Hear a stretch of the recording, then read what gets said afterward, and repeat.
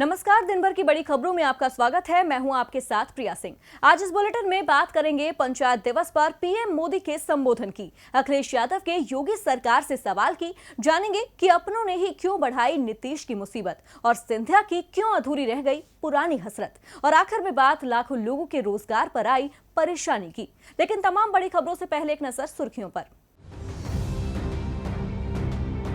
रमजान को देखते हुए दिल्ली के डिप्टी सीएम मनीष सिसोदिया का बड़ा बयान, अजान पर नहीं कोई पाबंदी, लेकिन मस्जिदों में नमाज के लिए न हो इकट्ठा। बीएसपी सुप्रीमो मायावती ने भी घरों में ही इबादत करने की अपील।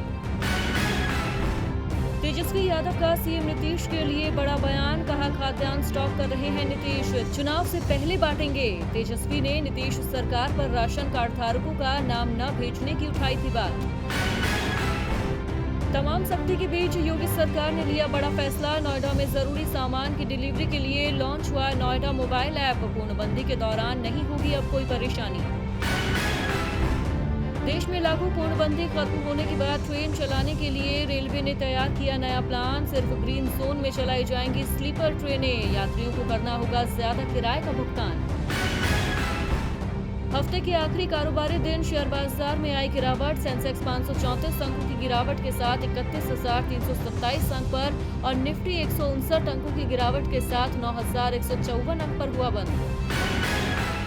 सुर्खियों के बाद अब बात आज की सबसे बड़ी खबर की। देश पर आई स्वास्थ्य मुसीबत से निजात पाने के लिए लगातार चर्चाएं हो रही हैं। प्रधानमंत्री नरेंद्र मोदी भी बैठकें कर रहे हैं और इसी बीच आज पीएम मोदी ने सभी ग्राम पंचायतों के प्रमुखों को संबोधित किया।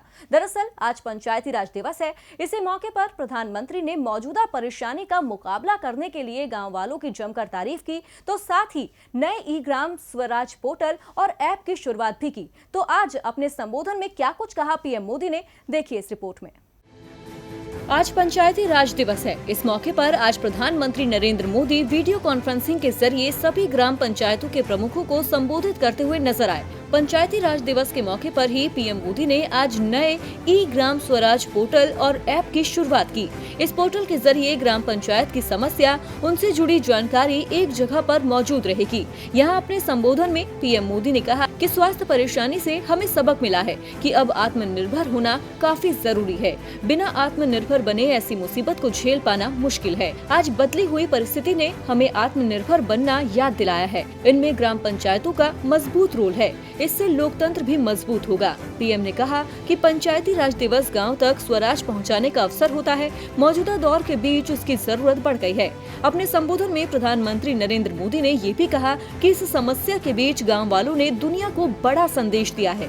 गांव वालों ने सोशल डिस्टेंसिंग नहीं बल्कि 2 गज दूरी का संदेश दिया, जिसने कमाल कर दिया। पीएम मोदी ने कहा कि स्वास्थ्य मुसीबत ने सभी के काम करने के तरीके को बदल दिया है। अब हम आमने सामने होकर बातें नहीं कर पा रहे हैं।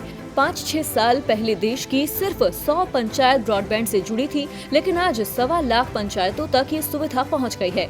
ग्राम पंचायतों के प्रमुखों से पीएम मोदी ने ये भी कहा कि अब गांव की मैपिंग ड्रोन के जरिए की जाएगी। वहीं इस अवसर पर प्रधानमंत्री नरेंद्र मोदी ने स्वामित्व योजना का भी शुभ आरंभ किया। तो पीएम मोदी के इसी संबोधन पर चर्चा के लिए हमारे साथ स्टूडियो में मौजूद हैं राजीव जी। राजीव जी, आज पंचायत राज दिवस के मौके पर एक बार फिर पीएम मोदी ने गांव की मजबूती की बात की, ग्रामीणों के काम की सराहना भी की। लेकिन राजीव जी, यहाँ सवाल ये है कि गांव के जो लोग पूर्णबंदी के चलते शहरों में फंसे हुए हैं, सरकार उन पर कब गौर करेगी? जी प्रिया, ये एक अहम सवाल है। मोदी जी ने आज पंचायती राज दिवस के मौके पर देश भर के सरपंचों को वीडियो कॉन्फ्रेंसिंग के जरिए संबोधित किया। गांवों को मजबूत करने के लिए डिजिटलीकरण की बात की, लेकिन गांव के लोग कैसे मजबूत होंगे? जो अपने गांव को छोड़कर शहर आ गए थे, अब उनका क्या होगा? इस बारे में मोदी जी ने कुछ नहीं कहा। गांवों की खराब हालत की वजह से ही अधिकतर ग्रामीणों ने शहर का रुख किया था। खेती किसानी से कमाई न होने की वजह से और कुटीर उद्योगों के बंद होने के कारण अधिकतर लोग रोजगार की तलाश में शहरों में आ गए थे। लेकिन अब जब लॉकडाउन में सब कुछ तबाह हो चुका है और अधिकतर लोग वापस अपने गांवों को लौट रहे हैं, तब वहां इनका क्या हश्र होगा? वो अपना जीवन यापन कैसे करेंगे? ये बड़ा सवाल है। सरकार की योजनाएं ग्रामीण जीवन को मजबूत करने और जीवन स्तर को ऊपर लाने के लिए होनी चाहिए, लेकिन इस वक्त कुछ भी ऐसा दिखाई नहीं दे रहा है। कांग्रेस की सरकार, आपको याद होगा कि मनरेगा लेकर आई थी, उसमें कम से कम 100 दिनों के रोजगार की गारंटी है, लेकिन वो भी अधिकतर जगहों पर कागजों पर ही सिमट कर रह गया है। सरकार को ग्रामीण स्तर पर कई तरह की पहल करनी होगी। वहां की अर्थव्यवस्था को मजबूत करना होगा, फिर से छोटे और कुटीर उद्योगों को प्रमोट करना होगा। लेकिन आश्चर्य की बात यह है कि मोदी जी न तो शहरों में फंसे प्रवासियों की बात करते हैं और न ही ग्रामीण जीवन के उत्थान को लेकर कोई रोड मैप बताते हैं। बहुत बहुत धन्यवाद राजीव जी तमाम जानकारी के लिए। अब बढ़ते हैं अपनी अगली खबर की ओर। उत्तर प्रदेश में स्वास्थ्य मुसीबत से प्रभावित लोगों का आंकड़ा तेजी से बढ़ता जा रहा है। समस्या से निपटने के लिए योगी सरकार तमाम कोशिशें भी कर रही है। पूर्णबंदी का सख्ती से पालन करवाया जा रहा है, लेकिन कुछ ऐसे मुद्दे भी हैं जिसे लेकर विपक्ष योगी सरकार को आईना दिखा रहा है। जी हां, अब समाजवादी पार्टी के अध्यक्ष अखिलेश यादव ने भी कुछ ऐसे ही तीखे सवाल सूबे के मुखिया से पूछे हैं। देश के स्वास्थ्य हालात बेहतर करने के लिए केंद्र से लेकर राज्य सरकार के पास तालाबंदी के अलावा फिलहाल कोई नया विकल्प नजर नहीं आ रहा है। लेकिन इस तालाबंदी ने जिन लोगों से रोजगार छीन लिया, जिन लोगों के पास खाना नहीं है, जो लोग दूसरे राज्यों में फंसे हैं, उनकी परेशानी में और भी इजाफा कर दिया है, जिसे लेकर विपक्ष केंद्र की मोदी सरकार को तो घेर ही रहा है, तो वहीं उत्तर प्रदेश सरकार भी विपक्ष के तल्ख तेवर झेलने को मजबूर है। अब समाजवादी पार्टी के अध्यक्ष अखिलेश यादव ने मौजूदा हालात को देखते हुए योगी सरकार पर सवालों की बौछार की है। अखिलेश ने ट्वीट किया, सरकार से उत्तर मांगते कुछ प्रश्न। अन्य राज्यों से आए लोगों के ट्रीटमेंट की क्या व्यवस्था है? मनरेगा में काम न मिलने पर क्या जवाब है? राशन के न मिलने, कम या खराब मिलने का कारण? बिना राशन कार्ड वालों के लिए क्या व्यवस्था? गन्ने की खेती करने वाले अन्नदाताओं के लंबित भुगतान? अधिकांश गेहूं खरीद केंद्र पर लगे ताले। अब देश और उत्तर प्रदेश के जो हालात हैं, जो तस्वीरें सामने आ रही हैं, उससे सवाल तो उठने लाजमी है, लेकिन इसका जवाब सरकार देती है या नहीं, ये देखना होगा। क्योंकि ये कोई पहला मौका नहीं है जब विपक्ष की तरफ से कोई सवाल राज्य सरकार से पूछा गया हो, लेकिन सरकार अपने कामों को गिनाकर इन सवालों से हर बार पल्ला झाड़ती ही नजर आई है। अब जहां मौजूदा हालात को लेकर उत्तर प्रदेश में विपक्षी दल योगी सरकार को तमाम सवालों के जरिए घेर रहे हैं, तो वहीं बिहार में तो अपने ही सरकार की परेशानी बढ़ा रहे हैं।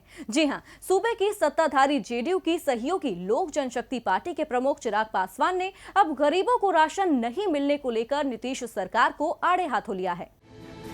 बिहार में जब पिछले साल के आखिर में नीतीश सरकार ने विधानसभा चुनाव की तैयारियों को लेकर आरजेडी के खिलाफ पोस्टर पॉलिटिक्स शुरू की थी, तो वहीं उनकी सहयोगी लोक जनशक्ति पार्टी उनको ही तेवर दिखा रही थी। एलजेपी प्रमुख चिराग पासवान ने तो ज्यादा सीटों पर चुनाव लड़ने की मांग भी रख दी थी, साथ ही अलग से घोषणा पत्र लाने की बात से नीतीश की नींद भी उड़ा दी थी। अब मौजूदा हालात के मद्देनजर भले ही चुनाव का कोई अता पता न हो, लेकिन सूबे में एलजेपी के तेवर अभी भी देखने लायक है। जी हाँ, दरअसल आर्थिक गतिविधियों के ठप होने से देश की रफ्तार रुक चुकी है। इस बीच सरकार गरीबों को राशन देकर कुछ राहत देने का काम कर रही है। बिहार में बहुत बड़ी आबादी है जिसका नाम राशन कार्ड से अब तक नहीं जुड़ पाया है। यही वजह है कि एनडीए के घटक दलों में से एक एलजेपी प्रमुख चिराग पासवान ने बिहार सरकार को आड़े हाथों लिया है। केंद्रीय मंत्री रामविलास पासवान के बेटे चिराग पासवान ने ट्वीट कर कहा, जिनका नाम राशन कार्ड लिस्ट में नहीं है वो काफी दिक्कत में है। बिहार में लगभग 14.5 लाख लोगों को इससे जोड़ा जाना है, लेकिन प्रदेश सरकार ने अभी तक लाभार्थियों की सूची केंद्र को नहीं दी है, जिससे उन्हें राशन का लाभ नहीं मिल रहा है। मुझे विश्वास है जल्द नीतीश कुमार जी इस पर कदम उठाएंगे। चिराग पासवान ने ये भी कहा कि पूर्णबंदी में केंद्र सरकार ने तमाम प्रदेशों से बचे हुए लगभग 39 लाख राशन कार्ड धारकों की सूची जल्द भेजने को कहा है, जिसमें बड़ी संख्या लगभग 14.5 लाख बिहार के लाभार्थियों की है। केंद्र सरकार के निरंतर प्रयासों के बाद भी बिहार सरकार ने अभी तक सूची नहीं भेजी है, यानी अब तक विरोधियों के तल्ख तेवर सहने वाले सुशासन बाबू अब अपनों के सवालों से जूझ रहे हैं। ऐसे में देखना है कि इन हालात से नीतीश कुमार कैसे निपट पाते हैं। यानी पहले सिर्फ तेजस्वी नीतीश पर बरस रहे थे, तो वहीं अब अपनों के तेवर भी नीतीश सरकार के लिए परेशानी खड़ी करते नजर आ रहे हैं। वैसे परेशानी तो इस वक्त केंद्र सरकार के लिए उसका खाली खजाना भी है, जिसे भरने के लिए मोदी सरकार नए नए फैसले ले रही है। और अब जब सरकार ने केंद्रीय कर्मचारियों के डीए पर रोक लगाने का फैसला किया, तो विपक्ष ने सवाल खड़े कर दिए। देश के सामने विपदा खड़ी है और सरकार के लिए एक तरफ कुआं तो दूसरी तरफ खाई जैसे हालात बन गए हैं। पूर्णबंदी हटाते हैं तो स्वास्थ्य परेशानियां बढ़ने का डर है और अगर नहीं हटाते तो अर्थव्यवस्था का बेड़ा गर्क हो जाएगा। लिहाजा सरकार ने अब अपना खाली खजाना भरने के लिए केंद्रीय कर्मचारियों को डीए का भुगतान न करने का फैसला किया है, जिस पर कांग्रेस नेता राहुल गांधी को ऐतराज है। राहुल गांधी ने सरकार को सुझाव देने के साथ साथ केंद्रीय कर्मचारियों के डीए में कटौती को अमानवीय फैसला बताया है। राहुल गांधी ने ट्वीट किया, लाखों करोड़ की बुलेट परियोजना और केंद्रीय विस्टा सौंदर्यीकरण परियोजना को निलंबित करने के बजाय मौजूदा मुसीबत से जूझकर जनता की सेवा कर रहे केंद्रीय कर्मचारियों, पेंशन भोगियों और देश के जवानों का महंगाई भत्ता काटना सरकार का असंवेदनशील और अमानवीय निर्णय है। इससे पहले कांग्रेस ने सांसद निधि को 2 साल के लिए निरस्त करने को लेकर भी आपत्ति जताई थी। जाहिर है कि अगर मोदी सरकार ने सत्ता संभालने के बाद आर्थिक नीतियों को लेकर कुछ ठोस रणनीति बनाई होती तो आज सरकार का खजाना खाली नहीं होता। इससे पहले भी सरकार प्रधानमंत्री, राष्ट्रपति, सांसद और मंत्रियों की सैलरी में 30% की कटौती कर चुकी है। 14 मार्च को सरकार ने डीजल पेट्रोल पर भी एक्साइज ड्यूटी बढ़ाई थी और अब खबर है कि सरकार फिर से एक्साइज ड्यूटी बढ़ाने पर विचार कर रही है, जबकि वैश्विक बाजार में तेल के दाम लगातार गिर रहे हैं। सवाल उठता है कि क्या मोदी सरकार के पास अर्थव्यवस्था को पटरी पर लाने का कोई दूसरा प्लान मौजूद नहीं है, क्योंकि हालात तो अभी और भी ज्यादा खराब होने के आसार बन रहे हैं। अब डीए को लेकर राहुल गांधी के सवालों का जवाब सरकार के पास नहीं है और न ही वो इसके जवाब देना चाहती है। वहीं सवाल तो इस वक्त कांग्रेस छोड़ बीजेपी में गए ज्योतिरादित्य सिंधिया के सपनों को लेकर भी उठ रहे हैं, जो पहले कमलनाथ सरकार में भी पूरे नहीं हुए और अब शिवराज सरकार में भी अधूरे नजर आ रहे हैं। तो सिंधिया का कौन सा ख्वाब है जो रह गया है अधूरा, इस रिपोर्ट में देखिए। मध्य प्रदेश में कमलनाथ सरकार की सत्ता से विदाई की पटकथा लिखने वाले ज्योतिरादित्य सिंधिया के 2 करीबियों को भले ही शिवराज मंत्रिमंडल में जगह मिल गई हो, लेकिन सिंधिया की हसरत न पहले कमलनाथ सरकार में पूरी हुई और न ही अब शिवराज पूरी करते नजर आ रही हैं। दरअसल सिंधिया 2018 में अपने चहेते तुलसीराम सिलावट को उप मुख्यमंत्री बनाना चाहते थे, लेकिन कमलनाथ सरकार में उनके अरमान पूरे नहीं हो सके थे। शिवराज सरकार में सिंधिया जरूर अपनी इस उम्मीद को परवान चढ़ते देखना चाह रहे होंगे, लेकिन यहाँ भी उन्हें कामयाबी नहीं मिल सकी। इसके अलावा जिन 2 समर्थकों को मंत्री बनाया गया है, उन्हें विभागों के बंटवारे में कमलनाथ सरकार के मुकाबले कमतर विभाग मिले हैं। सिलावट को जल संसाधन मंत्रालय दिया गया है, जबकि कमलनाथ सरकार में वो स्वास्थ्य मंत्रालय का जिम्मा संभाल रहे थे और मौजूदा मुसीबत के वक्त ये मंत्रालय काफी अहम हो गया है, लेकिन पुराने अनुभव के बावजूद उन्हें ये जिम्मेदारी नहीं दी गई। वहीं सिंधिया के दूसरे भरोसेमंद गोविंद सिंह राजपूत को कोऑपरेटिव खाद्य एवं नागरिक आपूर्ति मंत्रालय का जिम्मा सौंपा गया था, जबकि राजपूत कमलनाथ सरकार में राजस्व और परिवहन जैसा भारी भरकम मंत्रालय देख रहे थे। बीजेपी के वरिष्ठ नेता नरोत्तम मिश्रा को कैबिनेट में दूसरे नंबर का दर्जा मिला है। उन्हें गृह और स्वास्थ्य मंत्रालय दिया गया है, जबकि इससे पहले वो शिवराज की पिछली कैबिनेट में जल संसाधन, संसदीय कार्य और जनसंपर्क जैसे विभाग संभाल रहे थे। हालांकि सिंधिया के लिए अभी उम्मीद बाकी है, क्योंकि फिलहाल मंत्रालयों की जिम्मेदारी मौजूदा हालात के मद्देनजर दी गई है। एक बार ये मुसीबत टलेगी तो फिर कैबिनेट का विस्तार किया जाएगा। देखना दिलचस्प होगा कि सिंधिया की अधूरी हसरत मौजूदा मुसीबत टलने के बाद पूरी हो पाती है या नहीं। और बुलेटिन के आखिर में बात लाखों लोगों के रोजगार पर आई मुसीबत की।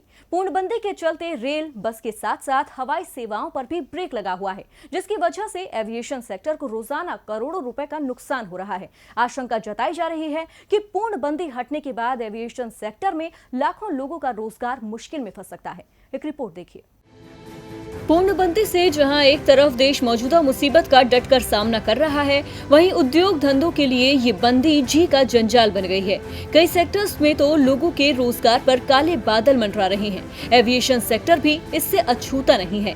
अंतर्राष्ट्रीय वायु परिवहन संघ यानी IATA की माने तो एविएशन सेक्टर और उससे जुड़े उद्योगों में काम करने वाले करीब 29 लाख लोगों की नौकरियां मुश्किल में हैं। भारत में मौजूदा हालात के चलते एविएशन सेक्टर और उससे जुड़े उद्योगों में 29,32,900 नौकरियों पर काले बादल मंडरा रहे हैं। भारतीय बाजार से परिचालन करने वाली एविएशन कंपनियों के राजस्व में 85,000 करोड़ रुपए से अधिक का असर होगा और 2019 की तुलना में यात्री आय में कमी होगी। आपको बता दें कि IATA करीब 290 एविएशन कंपनियों का ग्रुप है, जिसमें विस्तारा, इंडिगो और स्पाइस जेट समेत कई कंपनियां शामिल हैं। दरअसल 3 मई तक भारत में हवाई सेवाओं पर ब्रेक लगा हुआ है और 3 मई के तुरंत बाद सेवाएं शुरू होने की संभावना भी दिख रही है। देखना दिलचस्प होगा कि एविएशन सेक्टर और मौजूदा मुसीबत से निपटने के लिए मोदी सरकार क्या कदम उठाती है। तो फिलहाल दिन भर की बड़ी खबरों में मेरे साथ इतना ही। आप देखते रहिए DB लाइव। नमस्कार।